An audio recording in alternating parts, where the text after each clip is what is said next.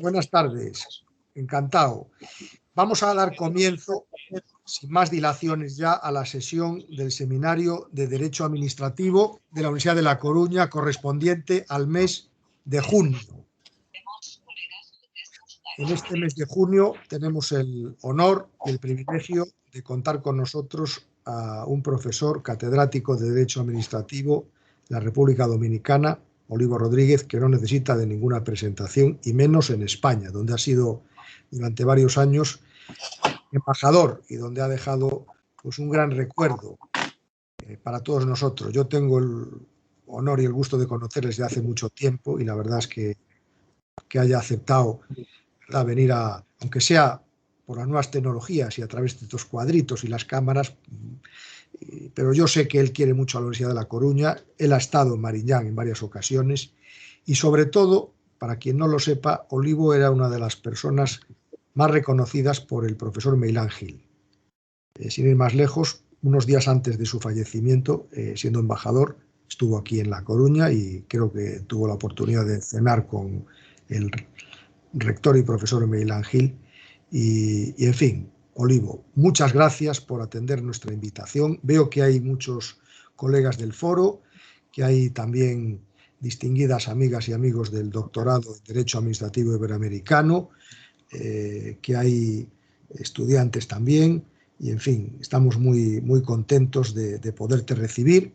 Estamos deseando escucharte, somos todo oídos. El profesor Olivo Rodríguez nos va a hablar del impacto de la normativa supranacional en los ordenamientos jurídicos administrativos internos de nuestros países. Una cuestión muy importante que afecta también a los fundamentos del derecho administrativo global, que cada vez tiene más importancia y que seguro que vamos a aprender todos mucho de la exposición del profesor Olivo Rodríguez. La metodología y la mecánica del seminario es conocida por todos.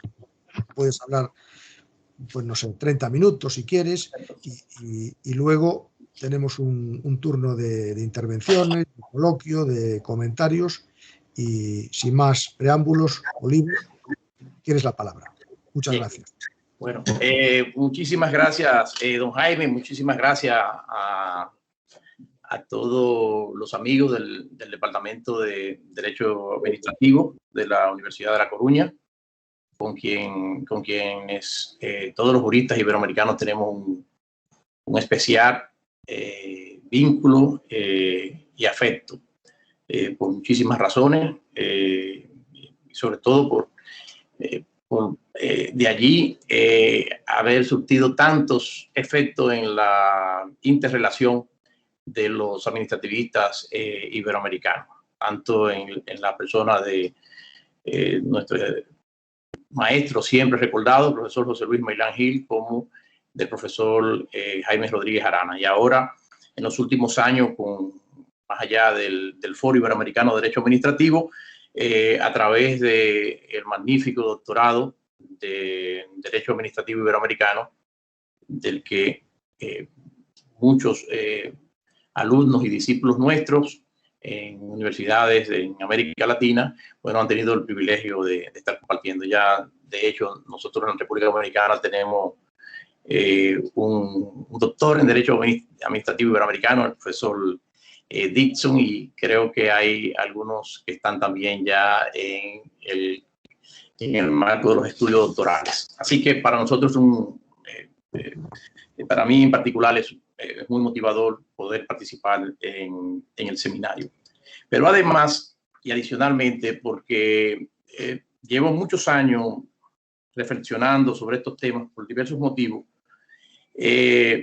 pero un momento muy cumbre fue precisamente el Foro de Mendoza, del Foro Iberoamericano de Derecho Administrativo, donde hablé un poco sobre este tema que nos convoca hoy. Y que recuerdo cuando yo terminé mi exposición, se me acercó el profesor Meilán diciéndole que dame, porque él estaba trabajando en su magnífico libro sobre introducción al derecho administrativo global.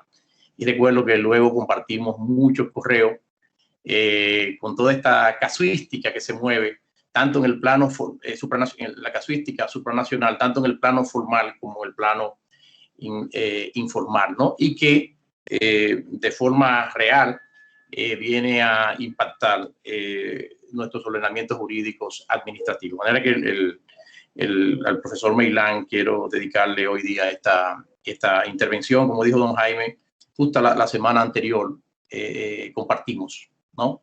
Allá en La Coruña, una visita oficial que yo hacía al presidente de la Junta de Galicia, y por supuesto que contacté al profesor Meilán y tuvimos una cena maravillosa, espectacular, una despedida para mí extraordinariamente agradable, ¿no? Recuerdo sus últimas palabras era: no olvide traerme un puro dominicano en la próxima visita para regalárselo a un amigo. Pues nada, desde recuerdo al maestro, comparezco ante todos ustedes y agradecer la presencia de tantos colegas iberoamericanos y de los estudiantes del doctorado en Derecho Administrativo Iberoamericano.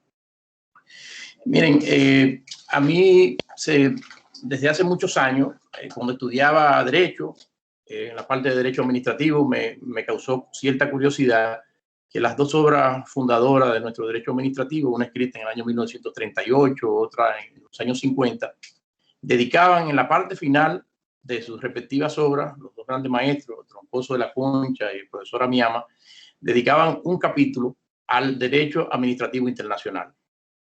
La curiosidad fue tal que me llevó a buscar la bibliografía citada por esos insignes maestros de nuestro derecho público,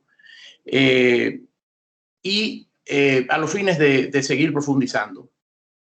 Y el contexto era que desde allí pude encontrarme también como referencia la obra de Derecho Internacional del gran internacionalista cubano, el profesor el profesor Antonio Sánchez de Bustamante, que en su obra de Derecho Internacional Público, el tomo 2 completo de su Derecho Internacional Público se titula así: Derecho Internacional Público Americano.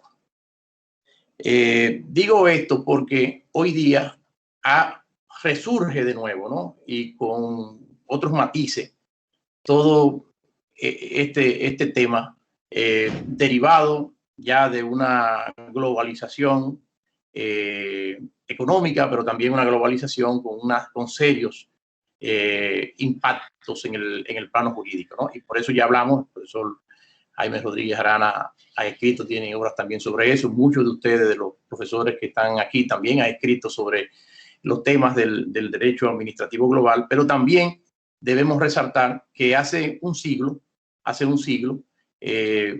o casi más de un siglo, porque también, por ejemplo, en España, Posada también se refirió en sus obras, muchos maestros de derecho administrativo hacían referencia, porque habían problemas que eran atinentes a todo y que necesitaban de cierta uniformidad normativa en el plano de la salud, en el plano del transporte, los transportes marítimos, en el campo de otros mecanismos de las comunicaciones, en el campo del trabajo, etc. De manera que estos antecedentes estuvieron muy presentes. Luego, en el desarrollo en la profesión de abogado, como consultor, en algunos casos como consultor en temas legislativos, como consultor también de algunas instituciones administrativas, me tocó la casualidad de ir viendo caso a caso la incidencia de normativas supranacionales, algunas con un carácter formal, recogida en los instrumentos típicos del derecho internacional, y otras producto de recomendaciones, de informes y de estudios que de una forma u otra venían teniendo incidencia en nuestra normativa. Me refiero a aspectos como las telecomunicaciones, como la aviación civil, como la administración portuaria, como los temas tradicionales en materia de la salud pública, de la agricultura, o ya más modernamente también en los temas atinentes al sector financiero, donde yo trabajé durante cerca de 20 años. Recuerdo, Ramón, que a finales de los 90 del siglo pasado, hice una visita de paseo en Santiago de Chile. Justamente una de las cosas que salí, porque era un tema que se mencionaba bastante, era lo relativo ya a las normas de Basilea 1. Y fui y obtuve en el Banco Central de Chile, fui dentro de esa visita a que me hicieran una copia, ¿no? Porque aquí no la teníamos, de esos instrumentos de trabajo de Basilea, que después han tenido una repercusión enorme y siguen teniendo en la regulación del sistema bancario internacional. Entonces, esas coincidencias de trabajos con temas que permanentemente conectaban las disposiciones normativas nuestras con estas disposiciones normativas generadas en el plano internacional, insisto, me fue generando esa inquietud. Lo que el inicio formal en la docencia del derecho administrativo también, y una gran transformación legislativa que hemos tenido en el país, sobre todo en la primera etapa de este siglo, me encontraba permanentemente con esa conexión de normativa interna impactada por normativa internacional. Y en aquel entonces, en principio, eran con normativas formales, pero al muy poco tiempo empezamos a ver el desarrollo de todo el llamado soft law administrativo, que ha tenido sin duda alguna una gran importancia. Recuerdo también en aquel momento inicial de mi encuentro en el plano como profesor universitario, las exposiciones contenidas en el tratado que acababa de sacar el profesor Agustín Gordillo, en aquel entonces 4 tomos que había sacado. Había uno dedicado en el tema de la Convención Interamericana contra la Corrupción, de la que el profesor Gordillo derivaba que muchas de las disposiciones contenidas en la Convención Interamericana contra la Corrupción tenían una eficacia directa una vez incorporado y ratificado por los poderes públicos internos, tenían una eficacia directa. Y esto venía a ser un gran cambio, porque tradicionalmente veíamos tan lejos las normas originadas en el plano internacional con aplicabilidad en los ordenamientos jurídicos internos, y me estoy refiriendo en este caso obviamente al aspecto formal, porque se consideraba que lo que se derivaban de allí, de esos tratados, era la correspondiente ejercicio de incorporación a través de las fuentes formales y tradicionales del derecho de los compromisos que se asumían en esas convenciones internacionales. Sin embargo, una de las características que han tenido desde la década de los 90, obviamente influenciado por todo el proceso de globalización económica, pero sobre todo, insisto, en estos comienzos del siglo, han sido que muchos de los instrumentos internacionales que se auspician en el seno de las Naciones Unidas, convenios multilaterales sobre todo, han ido transformando y han buscado, ¿no?, una eficacia aplicativa más directa de sus disposiciones, sin necesidad de que eso pase necesariamente por una norma interna. Por supuesto, habrán temas en que el asunto resulta más complicado, pero en el plano, por ejemplo, en el plano de describir infracciones penales o demás, etcétera. Pero hay otro conjunto de aspectos que son puro y duro derecho administrativo, que la encontramos en esas convenciones internacionales. Y por solo mencionar un ejemplo, creo que puede resultar común para todos el tema de la Convención de Mérida, la Convención de Naciones Unidas contra la Corrupción, que contiene muchas disposiciones aplicables en el ámbito de la contratación pública, los procedimientos de selección, en el ámbito del régimen aplicable en materia de incompatibilidades, conflictos de intereses de funcionarios públicos, etcétera, etcétera, etcétera, ¿no? Entonces, ahí vamos a ver, ¿no?, ese tipo de disposiciones en muchos de estos convenios internacionales. Y a partir de allí, entonces, uno trata de buscar, ¿no?, esa sistematización para diferentes niveles en que esto se produce, ¿no? Aquellos casos en que, bueno, pues es la fuente normal tradicional de creación de derecho, más allá de, porque esto es parte de los paradigmas que han ido quedando atrás, de que los instrumentos en el ámbito del derecho internacional público eran temas que nada más concernían desde el punto de vista de las obligaciones a los estados, pasando, y obviamente en esto jugó un papel preponderante todo el tema de los derechos humanos. La mayor parte de nuestros países han ido incorporando con jerarquía constitucional, han ido disponiendo en sus textos constitucionales la aplicación directa de los convenios internacionales de derechos humanos, en torno a los cuales tienen muchísima incidencia, ¿no?, en nuestros ordenamientos jurídicos, no solo por la literalidad de sus textos y cómo impactan en aspectos de instituciones del derecho administrativo, sino cómo eso se ha ido enriqueciendo a través de la jurisprudencia de la Corte Interamericana de Derechos Humanos, en el caso iberoamericano, que va dándole una extensión, ¿no?, robusteciendo el alcance de las disposiciones literales que van figurando en esas convenciones. Y a partir de allí, entonces, esto va teniendo, ¿no?, una importancia muy grande de cara a mutar un poco todo lo que es el alcance y el sistema de fuente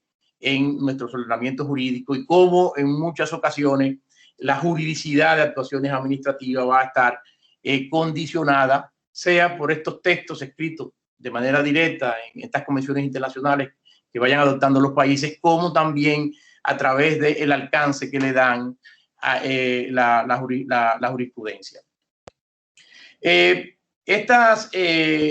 Otro aspecto también que es muy importante es que se va generando muchos convenios internacionales multilaterales, crean instancias administrativas, las que se dotan de poderes. Y entonces se habla en el campo del derecho internacional público también de la generación de un derecho derivado. Es decir, ya no es el derecho, no son las normas directamente contenidas en el tratado, sino que al dotarse a estructuras administrativas de esos convenios internacionales, de la potestad de dictar reglamentaciones que vienen en cierta forma a complementar el alcance de esos tratados, pero ese complementar hay que verlo entre comillas, porque realmente en muchos casos son auténticas innovaciones respecto del contenido de los mismos, y eso se va a apreciar en campos como en el tema de la salud, la Organización Mundial de la Salud, para hablar de un tema que hoy día nos atañe, todo aquello del Reglamento Sanitario Internacional, en el campo de la Organización Marítima Internacional, el código, por ejemplo, PBIP de protección de buques, que se ha dado en el campo de la la salud mencionaba, están los temas de administración portuaria, los campos de la OMI, también la Organización Marítima Internacional que yo mencionaba, etcétera, en el campo de la Organización Mundial de las Telecomunicaciones, la Unión Internacional de las Telecomunicaciones, UIT, etcétera, que en muchas ocasiones están facultados para dictar reglamentaciones que, salvo que se manifieste una oposición, van a tener un carácter vinculante. Y esto genera temas que deben ser motivo de algunas reflexiones que haré al final, ¿no? En otros casos, no existe esa vinculación tan directa, pero lo que sí es cierto es que de esas instancias internacionales de administración de esos tratados se pueden derivar importantes reglamentaciones que tienen una amplia incidencia en el campo administrativo. En otros casos, por ejemplo, y cito parte de lo que es nuestro ordenamiento administrativo interno, en el ámbito de las telecomunicaciones, por ejemplo, nos encontramos que en nuestra propia Ley General de Telecomunicaciones, cuando habla de la reglamentación del uso del llamado espectro radioeléctrico, hace un reenvío expreso a que tiene que hacerse todo lo que es la asignación del espacio radioeléctrico y su determinación, hacerse de conformidad con las normas de la Unión Internacional de las Telecomunicaciones. O cuando habla también de los planes nacionales de atribución de frecuencias que tienen que hacerse de conformidad con esas normativas. Son aspectos que el profesional del derecho administrativo, en este caso especializado en el campo de las telecomunicaciones, tiene que considerar como parámetro para la validez de las decisiones que vayan a ser adoptadas de carácter normativo, con casos de aplicación concreta, muchas veces por estos reenvíos legislativos, el parámetro de validez de la misma estará condicionada por esa normativa supranacional que debemos conocer y que no está contenida ni siquiera en un tratado internacional, sino que tenemos que entrar a todo el régimen de administración de esas instancias que gobiernan, ¿no? Muchos aspectos de la normativa supranacional en temas que sin duda alguna son de carácter global.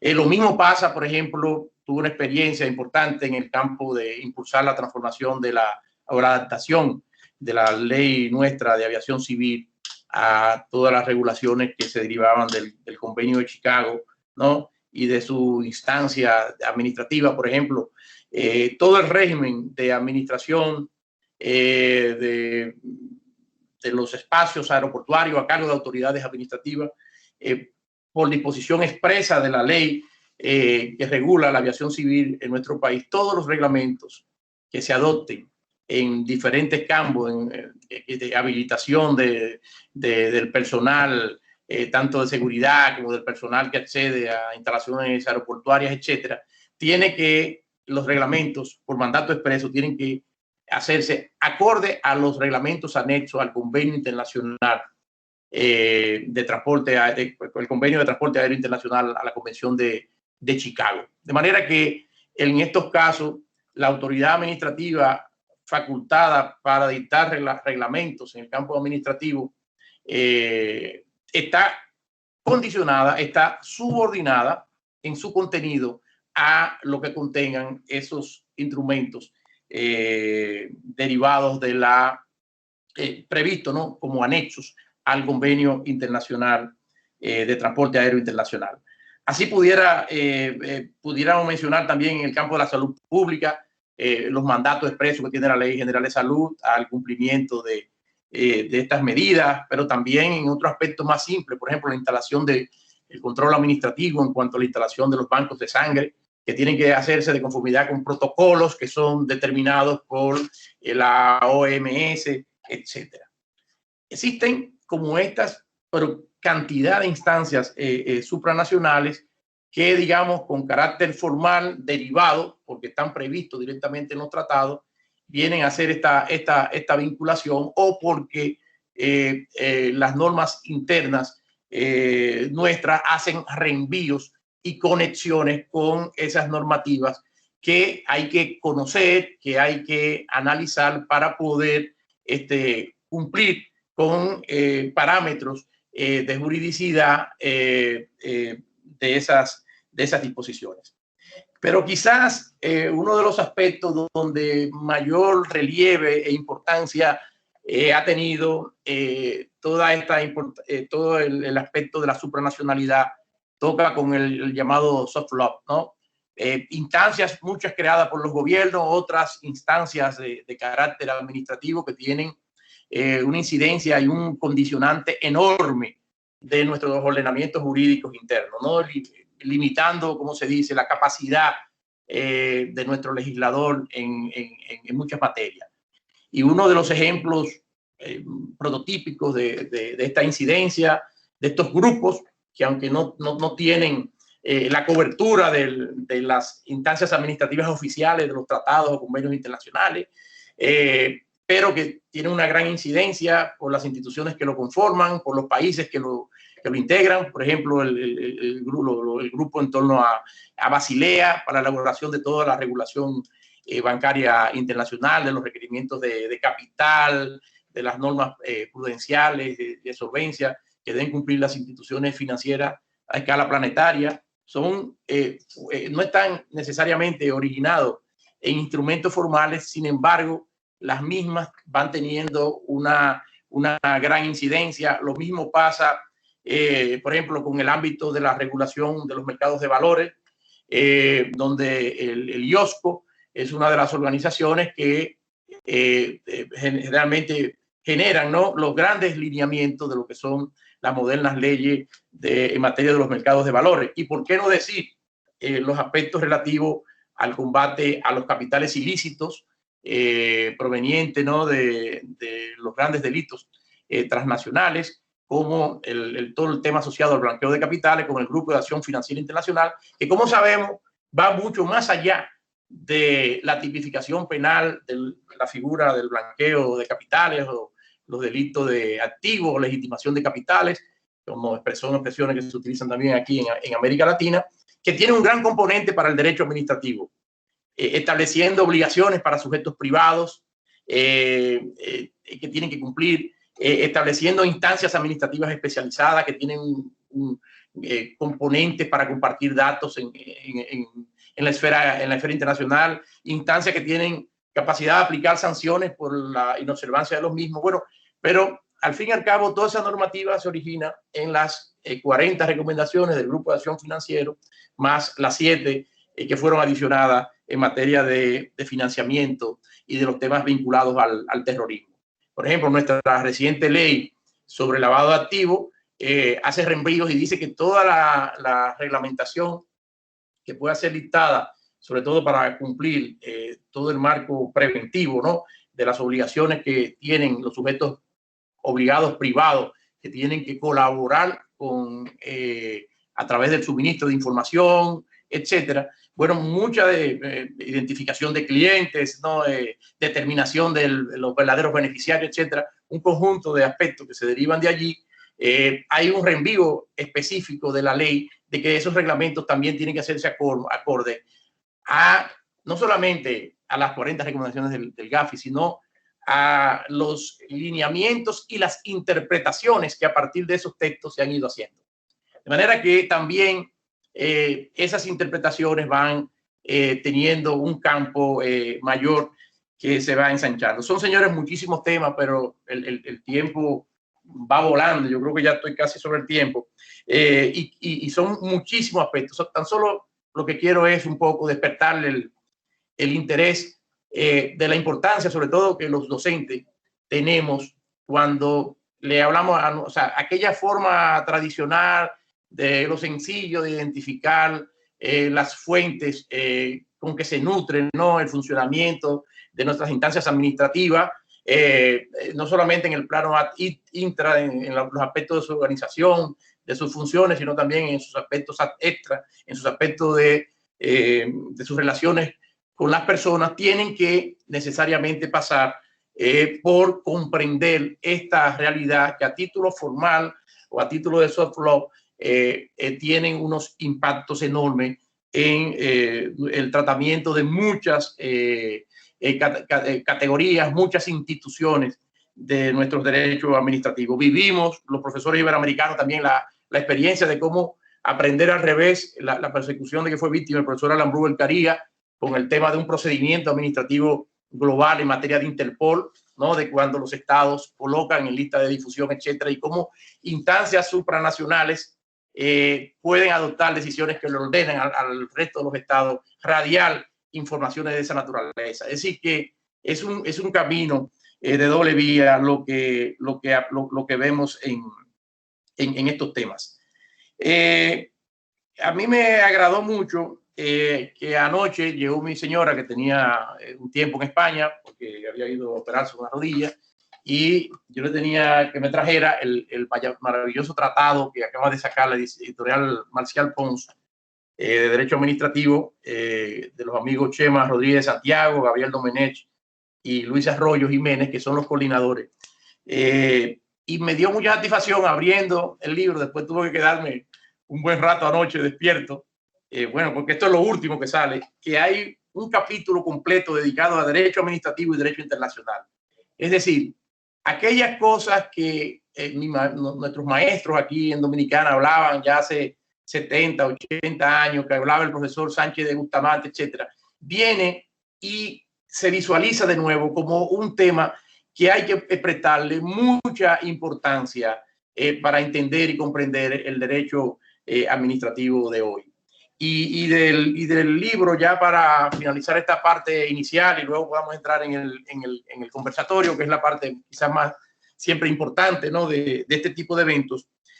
Ellos destacan, las profesoras que escribieron este capítulo, destacan 3 ámbitos de cómo, sea a título de hard law o sea a título formal, de soft law, hard law es el formal, el soft law, van teniendo impacto en 3 niveles en el derecho administrativo general, sobre las estructuras de la administración, es decir, todo este impacto que tienen las llamadas administraciones independientes, difícil de encuadrar con los conceptos tradicionales de jerarquía y tutela administrativa, que tradicionalmente conocemos esa forma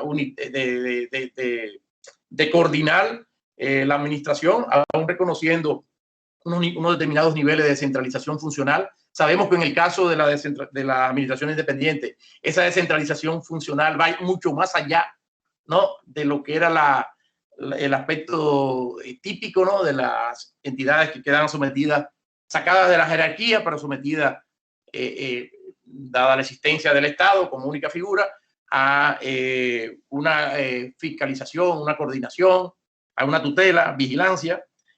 ¿Cómo impacta?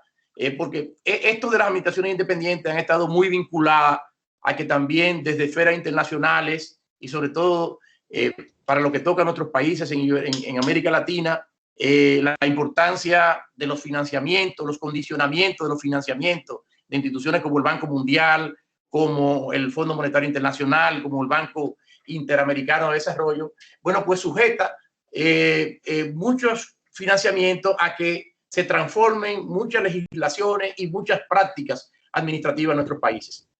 En la búsqueda de la llamada, de que don Jaime ha escrito bastante sobre eso, el profesor José Ignacio Hernández también muchísimo, se han dedicado al tema de la buena gobernanza, el profesor Barnett también, de la buena gobernanza, las prácticas para introducir mejoras regulatorias, etcétera.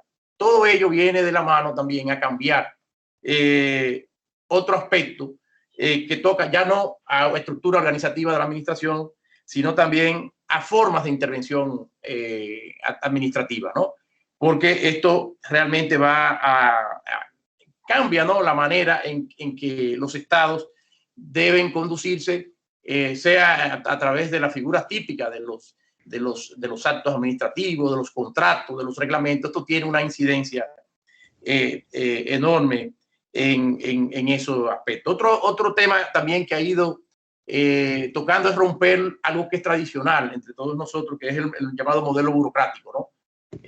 Muchas de nuestras constituciones están hechas sobre la idea del modelo burocrático, de la forma de acceso a la función pública, y desde muchos de estos propuestas de soft law con harta incidencia por los condicionamientos, sobre todo de los organismos financieros internacionales, bueno, pues cambian y pretenden equiparar otros modelos de eficiencia fuera del modelo tradicional burocrático.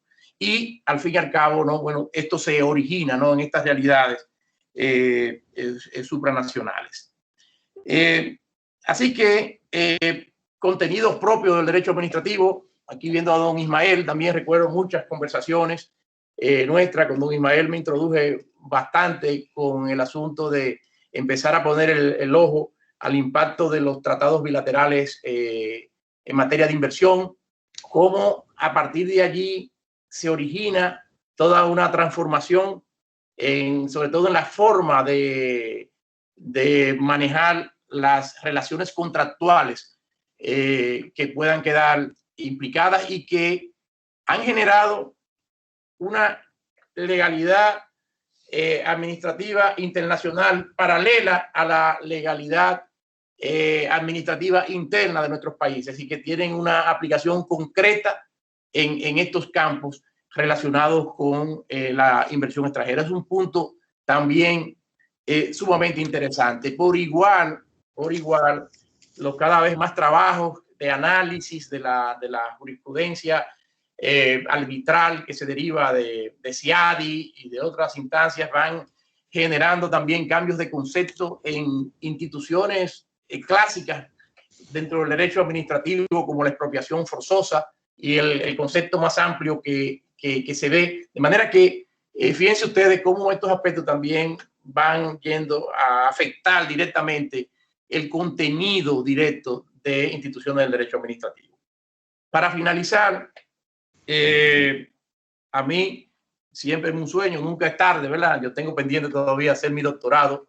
Siempre he tenido esta idea de de ubicar estos temas con lo que podría ser algún día antes de morir, si Dios me lo permite, ¿no? Hacer mi doctorado. Ya yo tengo varios alumnos que son doctores, así que yo debo también en algún momento cumplir con esa tarea. Y este es un tema que siempre me ha llamado la atención con carácter permanente, muchas aristas.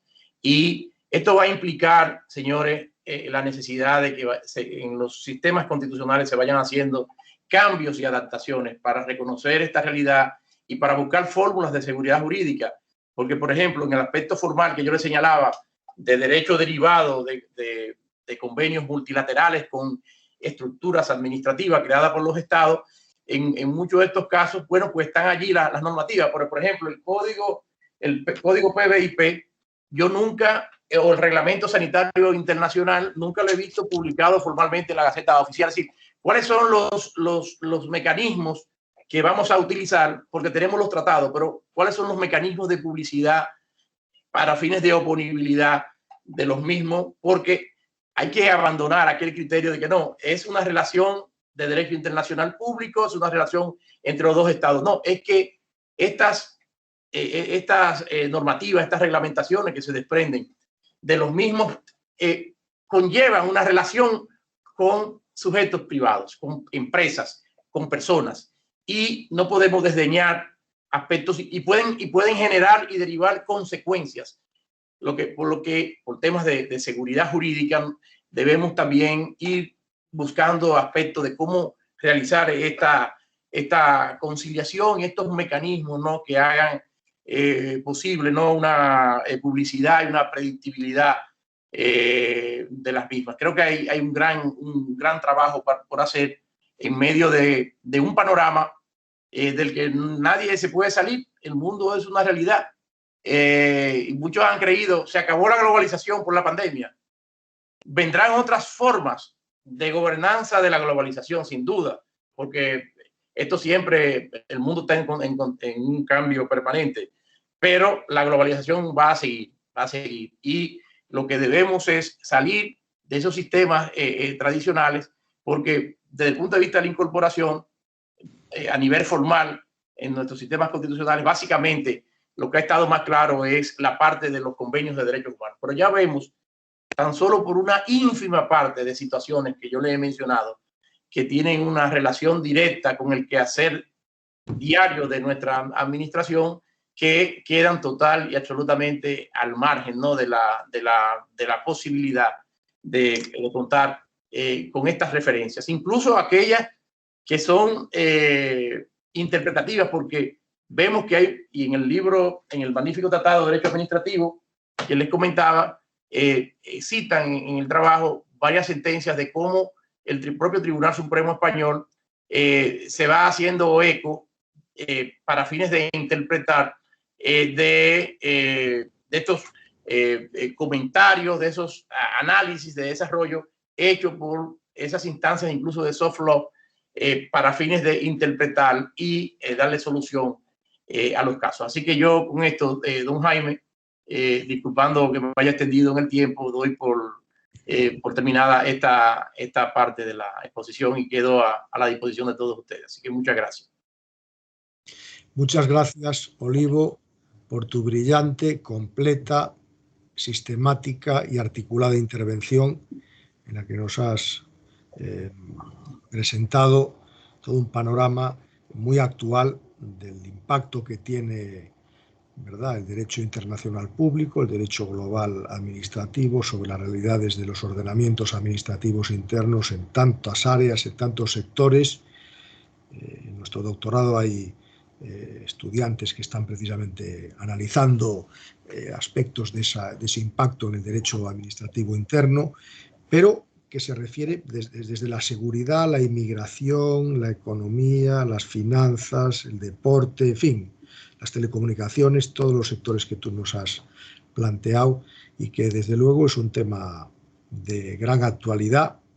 Sabes que tienes abiertas las puertas del doctorado siempre que quieras y que aquí tienes tu casa en todos los sentidos y que te acogeremos, si fuera el caso, con todo cariño y con todo afecto. Muchas gracias. Y así espero hacerlo pronto. Y bueno, veo algunas manos levantadas, pero puede haber otras manos también.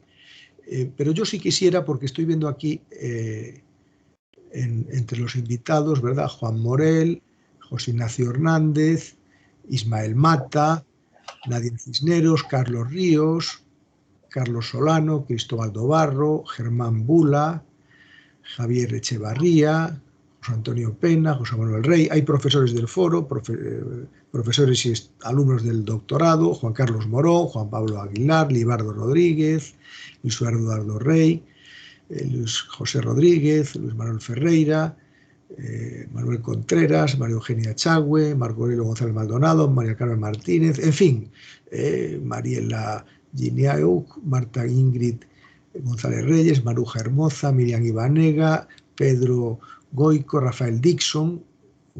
Hay una buena representación dominicana, Olivo, o sea, se ve que haces patria. Ramón Guidobro, Sandra Zaguirre, Carlos Arrayé, Mirta Sotelo, en fin, todo un conjunto de amigos y amigas del derecho administrativo iberoamericano y de doctorandos y doctorandas que se han sumado, ¿verdad?, muy gustosos para escucharte. Y entonces, pues vamos a entrar en la segunda parte de la sesión y tenemos la mano levantada de Juan Manuel Morel, dominicano, que está también en el programa de Derecho Administrativo Iberoamericano, y José Ignacio Hernández. Juan Morel primero, José Ignacio Hernández después. Adelante.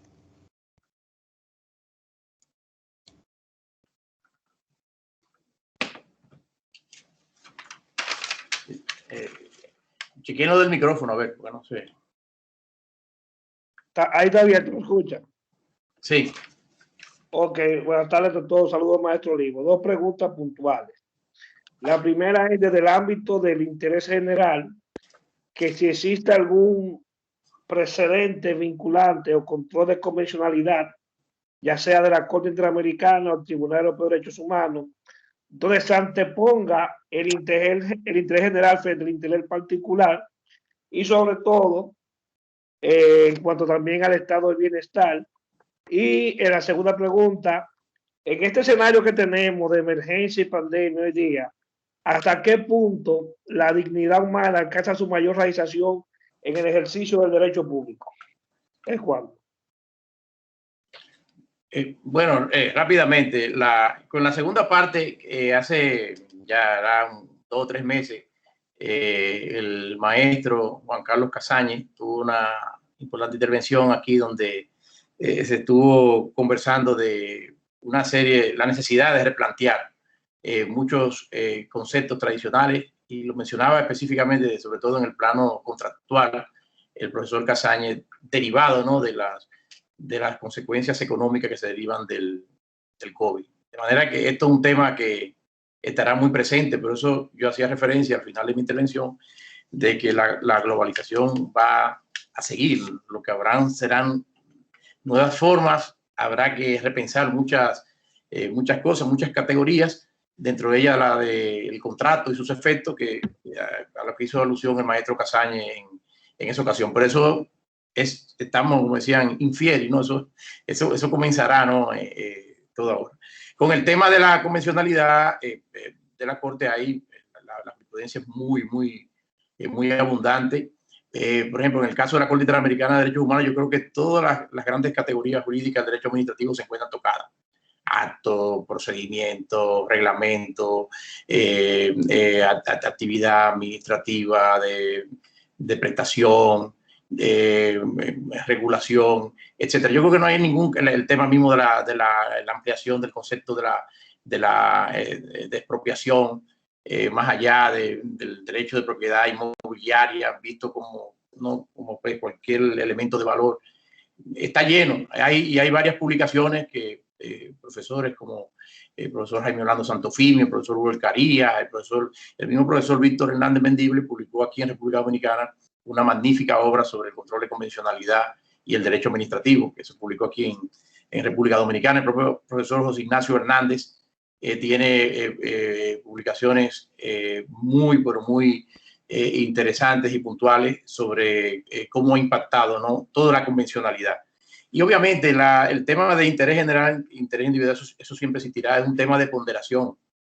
Y las reglas son bastante claras. Es decir, siempre hay una decantación por el interés general versus el interés individual. En todo caso, lo que no puede ser es una ponderación prioritaria del interés general sobre la base de una privación singular. Es decir, en la medida también en que se estipulen mecanismos que puedan compensar al afectado, lo que no significa que el afectado pueda imponerse en una situación que venga a afectar todo el colectivo. Entonces, para eso existen mecanismos y existen categorías dentro del derecho administrativo a los fines de resolver esas situaciones. Pero creo que si en el profesor Ibanega quizás no, que tiene más presente, o el profesor José Ignacio Hernández, que va a intervenir ahora, pueden quizás ampliarnos también sobre aspectos más particulares, porque lo menciono yo dos, porque sé que los dos han sido grandes estudiosos de la convencionalidad de la Corte Interamericana de Derechos Humanos. Su micrófono está apagado, don Jaime. Perdón, sí que. Muchas gracias, Olivo. José Ignacio, cuando quieras.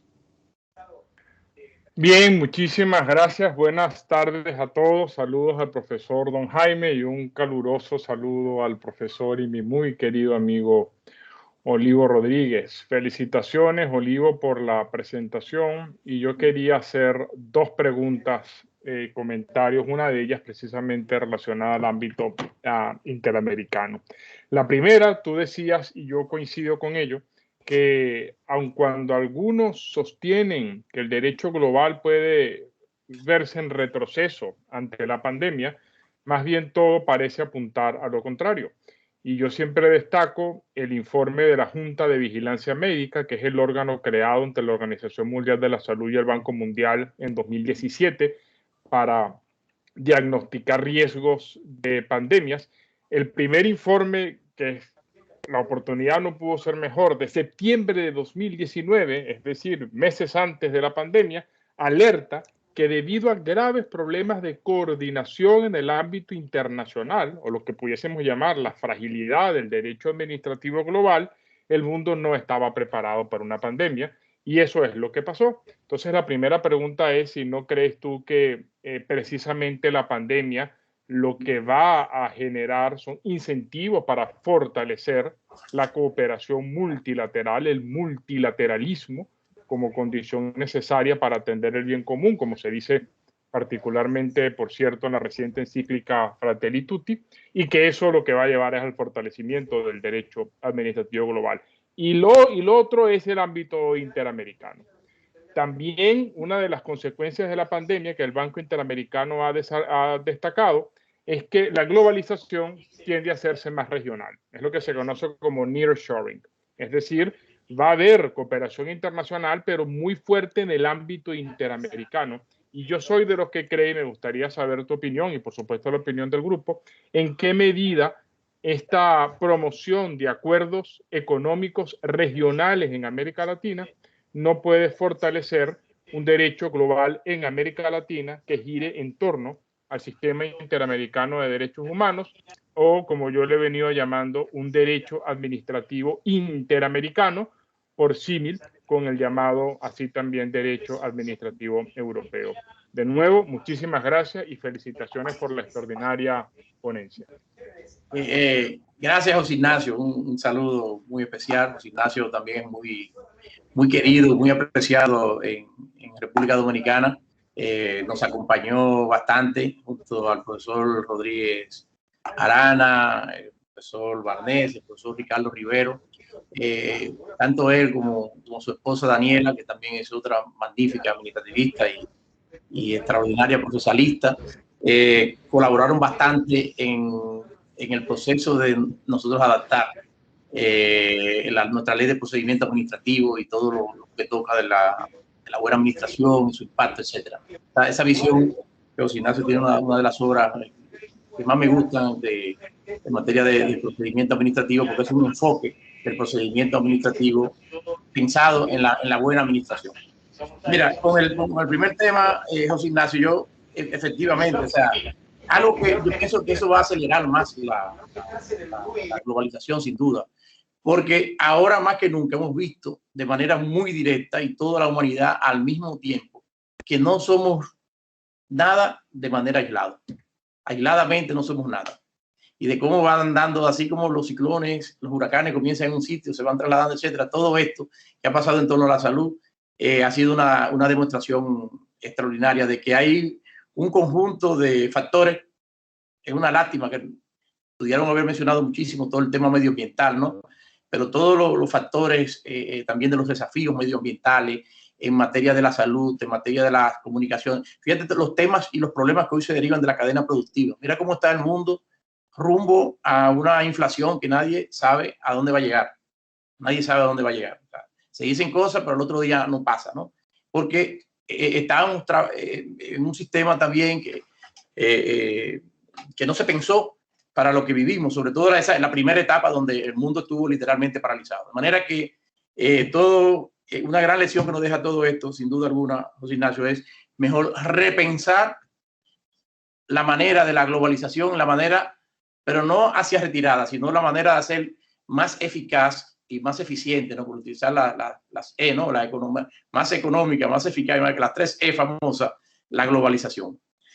Con el otro punto, yo creo que es una tarea pendiente que tenemos los latinoamericanos. Yo estoy totalmente de acuerdo contigo. Creo que cuando seleccioné este tema, digo, bueno, pero como la Universidad de La Coruña, ¿no? Es el gran motor de lo iberoamericano en el derecho público. Y sé que iban a haber muchos colegas, porque si fuera para dirigirme directamente a estudiantes españoles y profesores españoles, no hubiese escogido ese tema. Porque el modelo de la Unión Europea es un buen ejemplo. Es decir, yo estaba todavía en España como embajador cuando surgieron las primeras ayudas de carácter global. Nosotros en América Latina no tenemos eso. Es decir, no tenemos esos mecanismos de compensación colectivo para esos fines. Y creo que es una tarea pendiente que nos va a ayudar, porque al fin y al cabo también de esta situación se derivará que separados no vamos a poder optimizar mejor la realidad de nuestros pueblos. Necesitamos determinada nivel de cohesión en nuestro mundo aquí en latinoamericano para poder resolver este desafío y los desafíos que seguirán surgiendo, porque son problemas desde aquello de la sociedad de riesgo. A partir de ahí nadie se zafa, así que solamente desde lo colectivo, desde la unión, así que me parece magnífico. Creo que leí un trabajo tuyo muy interesante hace un tiempo, José Ignacio, que apuntaba un poco a cierta idea del derecho mediativo latinoamericano y las formas, ¿no? de establecer estas estructuras que nos ayuden más. En Centroamérica se ha hecho un esfuerzo con el tema del SICA, pero es muy débil y no podemos tampoco convertir a América Latina en subregiones, ¿no? Ha habido el Mercosur también, pero tiene que haber un esfuerzo otros problemas que conocemos también, porque en estos tiempos la cabeza a veces como que se nos revoltea un poco, ¿no? Y a veces estamos como un poco locos, o sea, con pérdida como si este momento como esto, que tenemos que tomar las cosas con mucha madurez, como que nos está llevando a la pérdida del sentido común o del base elemental de los sentidos. Pero concuerdo perfectamente con esa necesidad, Muchas gracias, Olivo. Ahora le vamos a dar la palabra a la profesora Miriam Ibanega y luego al profesor Ramón Guidobro. Miriam, cuando quieras. Muchas gracias, buenas tardes. Bueno, Olivo, muy buena tu exposición para algunas reflexiones. Evidentemente, nosotros no podemos asimilarnos a la realidad europea por distintas razones, ¿no? Pero además creo que hay que hacer algunas diferencias porque esta globalización y este planteo que vos hacés desde un derecho administrativo global y el efecto que tienen determinadas recomendaciones, interpretaciones que hacen organismos internacionales, nos vienen impuestas a los países lo querramos o no lo querramos. Es decir, fíjate vos que uno de los ejemplos está dado en materia de contrataciones en todo lo que es conflictos de intereses e incompatibilidades. Las recomendaciones de la OCDE, por ejemplo, de la Organización Mundial del Comercio, son impuestas en todos los contratos que involucran determinadas, ¿no?, los fondos públicos, obras públicas, servicios públicos que celebran los estados. Es decir, son criterios o recomendaciones que aconsejan a los países, pero que después en algún momento se vuelven, te diría, obligatorios para hacer determinados tipos de contrataciones. Auténticos mandatos. Exacto. Normas de transparencia a nivel financiero vinculado al lavado de dinero, por ejemplo. Si recorres todas las normas que han dictado los bancos centrales en los últimos años en nuestros países, te vas a dar cuenta que evidentemente esto ha surgido de trabajos especiales, de estudios especiales y que se han globalizado. ¿Pero por qué además? Porque son idénticos en todos los países. Van a tener las características propias de la realidad económica, financiera y bancaria del país, pero en el fondo todos van a tener una búsqueda de una transparencia y de justamente demostrar a dónde está el lavado de dinero.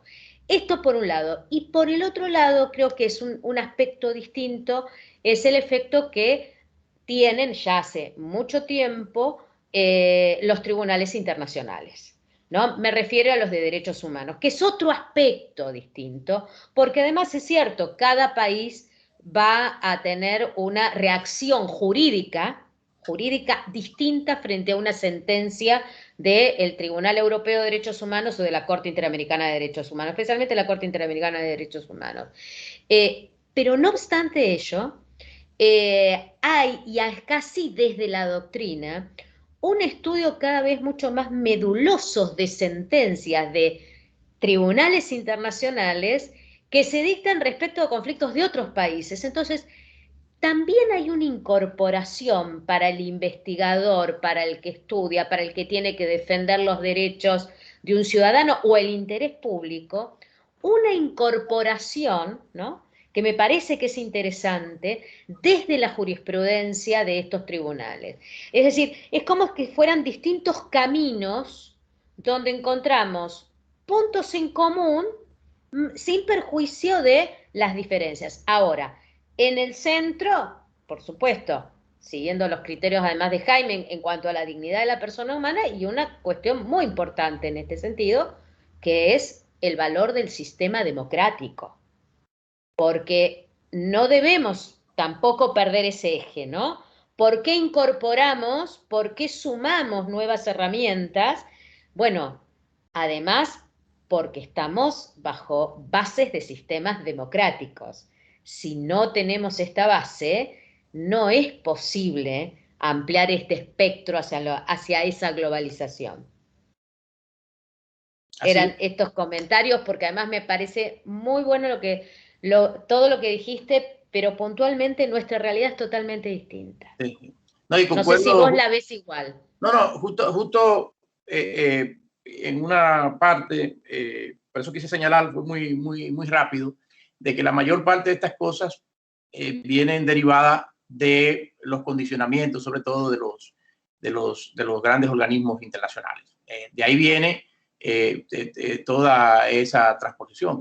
Y ya esa es otra discusión que hacen los constitucionalistas, los filósofos, la gente de la teoría del derecho, el tema de la legitimidad democrática, de la falta de legitimidad democrática de estas instancias. Por ahí también tenemos a nuestro amigo Javier Barnés, que ha estado siempre abogando para la introducción de mecanismos de la exigencia, por el impacto que tienen, la exigencia para estos estudios e incluso para las fuentes que son formales de derecho derivado en el plano internacional, de mecanismos de publicidad, de transparencia, también en la forma de ellos generar esas cuestiones, porque también hay muchos de esos campos donde se producen auténticos conflictos de intereses. O sea, han habido problemas con el tema del tabaco, del alcohol y de una serie de cuestiones donde también el ámbito de los medicamentos, que es una de las cosas más monstruosas, una de las cosas que más han podido decepcionar a a la humanidad en este tiempo ha sido todo el manejo en cuanto a las vacunas. Es decir, y que estemos todos desprotegidos, y que no, yo tengo guardado esto aquí, y que porque yo necesito tener 3 veces la cantidad. O sea, son cuestiones que realmente nos plantean un mundo. Pero perfectamente reconozco, porque además en muchos casos he vivido en carne propia esos mandatos, ¿no? Mandatos que son observados de la mejor manera por las autoridades que tienen la misión de dictar hacer homogéneo las mismas, ¿no? En algunas ocasiones esta imposición en ese lado, en otras ocasiones para mejor. Yo recuerdo en una etapa de mi vida que estuve vinculado al tema del financiamiento de la vivienda en Iberoamérica, en el marco de la Unión Interamericana para la Vivienda. Tenía un instituto jurídico, se dedicaba a buscar los mecanismos para todos los temas de las hipotecas. Ahí comencé a hablar de la titularización, la securitización, tuve por allá por Argentina, por Chile. Hicimos todo un recorrido, ¿no? por América Latina, y en un momento dado llegó la necesidad de que, recuerdo una reunión en el BID, y es muy emblemático porque justo en ese momento estaba el Mitch parado sobre Centroamérica, donde recuerdo, fueron unos días terribles. Todo el mundo estaba pendiente, obviamente, a eso. Pero lo que se trataba era que el Banco Mundial, el BID, perdón, estaba auspiciando una conferencia de cómo impulsar la homogeneización, por ejemplo, de la normativa hipotecaria para los países de Centroamérica y la República Dominicana. Porque de cara a los fondos de inversión internacionales, todas las hipotecas de la República Dominicana no le saben a nada, incluso la de República Dominicana y Panamá juntas y la de Costa Rica. Es decir, pero como paquete junto, si hacíamos una homogeneización, sí, es decir, hay cosas que también pueden ser aprovechadas más a favor, hay otras que nos vienen con una idea que resulta un poco más dura, ¿no? Y sobre todo por esa falta de legitimidad democrática. Y a mí me preocupa otro aspecto, y es que he notado mucho en muchas ocasiones, y esto debe llamar a mucha reflexión en materia de, sobre todo, los organismos internacionales y los organismos de financiamiento que hacen estas cosas. En muchas ocasiones lo que importa más es lo formal, que cuenten con aquello, y nos dejan solo en las herramientas para poder aplicarles. El tema, yo estoy bregando con el tema de lavado de activos desde finales de los 90. Me tocó un papel importante, tanto en la primera como en la ley actual en esa materia. Y yo les digo, señores, la capacidad de nuestra gente para administrar todo ese régimen de prevención y detección, ya no estoy hablando a nivel de fiscales, sino sector privado, a los que se le imponen unas obligaciones, el cumplimiento de una serie de tareas, cuando a lo mejor el nivel institucional no nos lo permite. Y nos ponen unas normas que están para sociedades de primer nivel. Y pasan esas cosas. Cumplimos con lo formal y ya lo dejamos ahí. No. Esto tiene que estar acompañado de los instrumentos y las capacitaciones necesarias para poder ser eficaz. Muy bien. Muchas gracias, Olivo. Creo Buenísimo, que ya vamos a la última pregunta del profesor Ramón Huidobro de Chile. Adelante, Ramón. Bueno, junto con felicitar al profesor Olivo Rodríguez, que nos ha dejado múltiples inquietudes y mucho para reflexionar. Esa es la idea. Esa es la idea. Le quería comentar 2 cosas. Para que después me ayuden en mi tesis doctoral. No, ya tienes el tema, si lo estás planteando hoy día. Mira, yo pensaba en el tema de las vías de solución hacia cómo enfrentar la problemática, ¿no? Entonces, claro, yo comparto lo que dice Miriam, de que al final esto parece contrato de adhesión, y viene todo impuesto y no te puede salir mucho del margen que te dejan fuera. Pero en materia de defensa y de operaciones internacionales de paz, por ejemplo, hay una muy buena experiencia de cómo cada Estado, dentro de los márgenes que Naciones Unidas entrega, porque cada Estado es soberano, puede generar lo que se denomina memorándum de entendimiento para regular todos los aspectos que en definitiva en operaciones conjuntas tienen que actuar. Y entonces se regulan aspectos tan de detalle como el régimen disciplinario del personal que va a intervenir. Y no es el régimen disciplinario del Estado, sino el régimen disciplinario de la operación. El mando, que no es el del Estado, sino es el de la operación. Entonces, la necesidad generó, porque ningún Estado puede hacer frente a la paz y seguridad internacional que tener que colaborar en forma conjunta con diferentes principios, órdenes, regulaciones y tratar de armonizar sin haber generado una suerte de supranacionalidad como en el caso de la Comunidad Europea, pero sí a través de memorándum de entendimiento, que no son tratados internacionales, sino que solamente self-agreements, tú puedes establecer algún espacio de comunidad conjunta para poder aunar esos criterios. Y yo creo que no sería una mala idea poder extrapolarlo a salud o a otras áreas, o sea, porque en definitiva nuestros estados pueden firmar un acuerdo marco y después regularlo a través de ciertos aspectos de colaboración a través de estos pequeños acuerdos. Y la segunda cosa que como reflexión, y ahí ya viene la pregunta, nosotros estamos en un proceso constituyente y en el artículo 5º de nuestra constitución actual establece la vigencia de los tratados internacionales de derechos humanos y una supranacionalidad, es decir, un límite a la soberanía.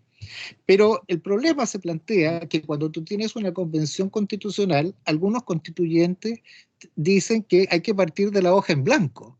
Entonces, bueno, ¿qué hacemos? Yo supongo que imperará la razón y vamos a mantener una disposición, si no igual, algo similar. Pero cuando tú te enfrentas a estos procesos que parten muchos de cero, porque las ideas de 150 y pico constituyentes no son iguales. Entonces, y además, la idea inicial era cargarse la Constitución completa. Entonces, todos los que estamos en el ámbito del derecho teníamos claro que, en definitiva, los procesos vienen sobre otros. Uno nunca parte de la nada. Entonces, ¿qué te parece a ti esto de cómo frente a procesos de revisión constitucional, a nuevas constituciones, el tema de la supranacionalidad y los convenios internacionales? Bueno, para los que no saben, sobre todo a los dominicanos, les digo, Ramón Huidobro no solo es un gran administrativista chileno, sino que es especialista en derecho militar. Aquí recientemente hemos estado discutiendo sobre el tema de la historia constitucional de la jurisdicción militar, etcétera. Así que Ramón es un gran conocedor de ese tema y por eso uno de los ejemplos que pone en el ámbito de los memorándums que se utilizan bastante, son de esas formas también que incluso en algunos casos tienen una base de sustentación legal porque se derivan de cláusulas más abiertas contenidas en tratados bilaterales o en convenios multilaterales y en otros que son el producto puro y simple de soft law, se suscriben los mismos.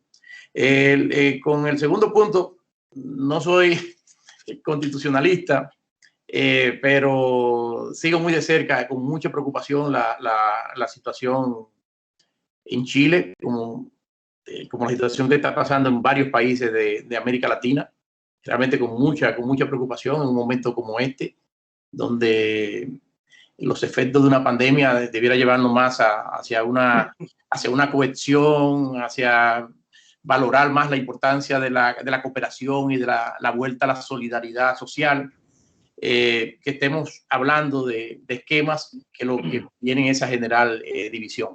Como punto de partida, ese criterio quizás pudiera ser sostenido si esto fuese el producto de una revolución, de una guerra, pero en el caso sin involucrarme por supuesto en el tema interno chileno, en el caso de Chile, se da un proceso en el marco de un Estado de Derecho, ¿no? Y los estados, tanto por jus cogens internacional como por también el jus común constitucional, de que se habla también en nuestra América, toda la misma convencionalidad de la Corte, en cierta forma ello ha de implicar límites y vendrán allí los conflictos entre estas instancias supranacionales y los locales, porque ya son cuestiones más fácticas que jurídicas. Ojalá que el proceso que ustedes van a iniciar ahora se lleve a cabo dentro de un marco de mucha racionalidad, porque el efecto expansivo en América Latina serían el punto de partida de unos años muy difíciles, que ojalá no se den. Así que estamos muy pendientes y dándole seguimiento a la situación en Chile. Ojalá que esos criterios, ¿no? Insisto, que fueron muy propios vengo de la nada, pero es porque vengo de un proceso de total ruptura, ¿no? Vengo de la nada, pero si usted hace un proceso dentro de la Constitución, se supone que hay unos límites intangibles que nos condicionan. Hace unos días en una entrevista me tocó hablar de muchos problemas que se están dando con los tribunales constitucionales, que muchas veces se exceden de lo que es su misión de ser el máximo intérprete de la Constitución y utilizan esa potestad de interpretar, de máximo intérprete de la Constitución para modificar la Constitución, cuando sus disposiciones son claras y precisas, ¿no? Entonces, en esos casos no debe ser. Cuando se iba a iniciar el proceso para reformar nuestra Constitución aquí en el año 2010, y la resultó en la Constitución del 2010, que es la transformación constitucional más importante en términos de contenido que nuestro país ha tenido. Recuerdo que yo fui a visitar al profesor Alan Brubaker a Nueva York, y entre los consejos que le a pedido del expresidente Leonel Fernández, entre los consejos que mandó era de que tuvieran mucho cuidado, porque había quienes estaban hablando de incorporar una cláusula que lo introdujeron en la Constitución del 99, José Ignacio sabe esto más que yo, de un recurso de interpretación, creo, de la Constitución. Y a través de un recurso de interpretación de la Constitución, sabemos toda la deriva autoritaria y todo el desgranaje que ha experimentado un pueblo tan querido, y en el caso de la República Dominicana, inescindiblemente vinculados a nosotros, porque el padre fundador de nuestra nacionalidad, declarado traidor a la patria, murió en el exilio en Venezuela, ¿no? Y Venezuela históricamente también acogió todos la mayor parte de los expatriados de la larga dictadura de Rafael Leónidas Trujillo, etcétera, etcétera, por no mencionar muchos otros detalles. Entonces nos dijo, tengan cuidado con eso, porque está pasando muchas veces eso. Imagínate tú cuando un tribunal constitucional, dentro del marco de un Estado de Derecho, más allá de la interpretación, modifica la Constitución, cambia la Constitución sin utilizar los procedimientos previstos. Imagínate tú cuando surgen estas explosiones de populismo. Dice, no, pero no es que tengo que tirar tiro, es que ya nosotros somos los soberanos, somos tantos. Entonces eso es muy peligroso, y creo que es una responsabilidad de todos los juristas iberoamericanos, así como con el tema de Venezuela, con el tema ahora de la terrible deriva autoritaria en Nicaragua, estemos muy vigilantes del proceso en Chile para un acompañamiento, ¿no? en tema de, no de introducirnos en asuntos internos, pero sí de unos valores que son compartidos en todo el espacio iberoamericano. Así que muchas gracias, don Jaime, muchas gracias a todos ustedes por esta oportunidad y por la posibilidad de reencontrarnos de manera virtual, los queridos colegas. Así que muchas gracias. Los agradecidos, Olivo, somos nosotros. En nombre de todos, de verdad, muchas gracias por tu tiempo, por tu exposición, por tus comentarios. Estamos muy contentos de que hayas podido disponer del tiempo para estar con nosotros.